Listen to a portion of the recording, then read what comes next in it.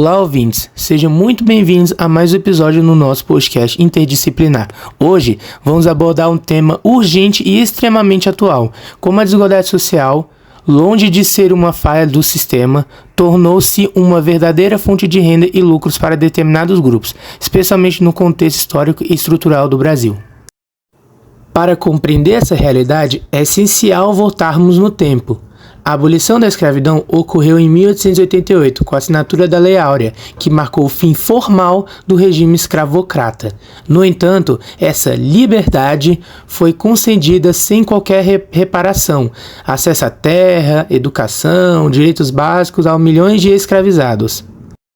O resultado foi a manutenção da exclusão social e econômica, agora sob novas formas como trabalho informal, o subemprego e principalmente a pobreza estrutural. A desigualdade social no Brasil, portanto, não surgiu por acaso, nem se trata apenas da diferença de esforço ou de mérito. Ela é fruto de uma longa história de concentração de poder, terra e riqueza. E no sistema capitalista, essa desigualdade não apenas persiste, ela se transforma em um instrumento de acumulação, alimentando os lucros de poucos à custa do sofrimento de muitos. Para nos ajudar a compreender melhor essas questões com mais profundidade, temos um convidado muito especial, Karl Marx, um filósofo alemão que dedicou sua vida a investigar a lógica da exploração do trabalho, como a concentração do capital e os mecanismos que sustentam as desigualdades. Marx, é um prazer conhecê-lo. Vamos à nossa primeira pergunta. Bem, como você explica a origem da desigualdade social no Brasil e de que forma o capitalismo a transformou em uma ferramenta para acumular riqueza? Saudações, Antônio. Agradeço pelo convite. Vamos direto ao ponto. A desigualdade social no Brasil é uma herança histórica construída sobre a base da escravidão. Durante mais de 3 séculos, o país lucrou com o trabalho forçado de milhões de pessoas negras, arrancadas do continente africano. Isso criou uma elite econômica e política, que acumulou terras e poder enquanto mantinha a maioria da população à margem. Com a abolição da escravidão em 1888, não houve distribuição de terras nem políticas públicas para a integração. O capitalismo se expandiu justamente aproveitando essa mão de obra barata, vulnerável, sem direitos e facilmente explorável. Assim, a desigualdade não desapareceu, ela foi adaptada à lógica do lucro. No capitalismo, o trabalhador é livre apenas formalmente. Na prática, ele vende sua força de trabalho para sobreviver, mas o que ele produz vale mais do que aquilo que recebe. Essa diferença, que chamei de mais-valia, é apropriada pelo dono do capital. A estrutura da sociedade brasileira favoreceu essa lógica. Grandes empresários enriqueceram com trabalho barato. Políticas neoliberais desvalorizaram o trabalho e o Estado passou a atuar mais como garantidor do capital do que dos direitos sociais. Ou seja, a desigualdade não é um acidente. Ela é um mecanismo funcional e essencial ao capitalismo. No Brasil, ela é ainda mais violenta, porque mistura desigualdade econômica, racial e regional. O passado escravocrata não acabou, ele apenas mudou de forma. Muito bem, mas existe alguma saída possível para esse cenário? Há modelos alternativos ao capitalismo que possam construir uma sociedade mais justa?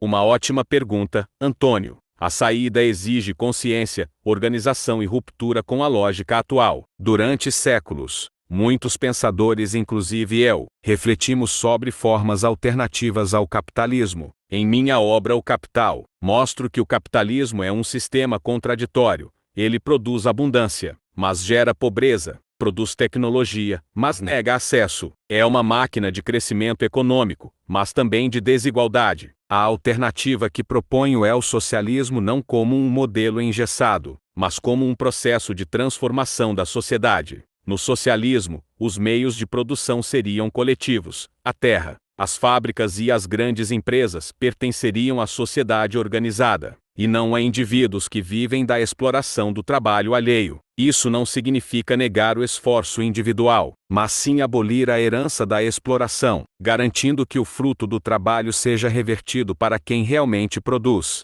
É necessário redistribuir riquezas, garantir saúde, educação e moradia como direitos, e não como privilégios. Claro, Isso exige a formação de uma consciência de classe. Os trabalhadores precisam se reconhecer como uma força histórica, capaz de transformar a realidade, lutando por políticas públicas, sindicalização, organização comunitária e combate às estruturas racistas e elitistas que sustentam o sistema. Além disso, devemos olhar para experiências concretas, como cooperativas, economias solidárias e até sistemas de renda básica, que demonstram que é possível produzir riqueza com justiça. Como costumo dizer, não se trata apenas de interpretar o mundo, mas de transformá-lo.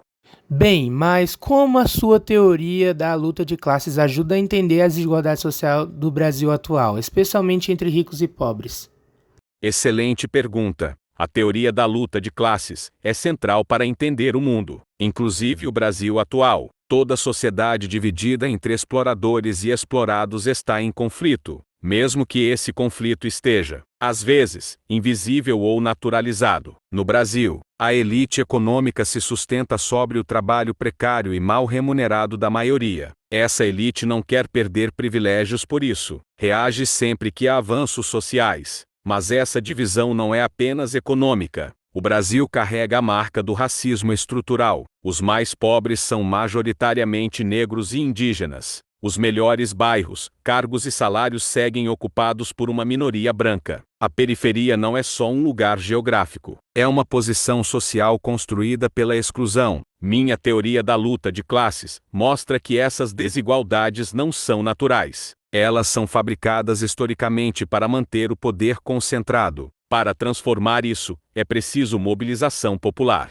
educação crítica e participação política. É preciso romper com a falsa ideia de meritocracia e entender que ninguém se enriquece sozinho. Toda riqueza é resultado do trabalho coletivo. A luta de classes, no Brasil, passa pela luta antirracista, pelo acesso à educação pública de qualidade, pela valorização do trabalho e pela democratização da terra e da renda. Somente com organização e consciência de que o sistema atual favorece poucos e oprime muitos, é que podemos mudar essa realidade. Marx, muito obrigado por essa aula. Suas reflexões nos ajudaram a perceber que a desigualdade social no Brasil não é um acaso, é fruto de um sistema construído para privilegiar poucos. É mais importante ainda, nos ajuda a mostrar que existe alternativa, que esse podcast possa inspirar o pensamento crítico e o desejo da transformação. Até a próxima, falou!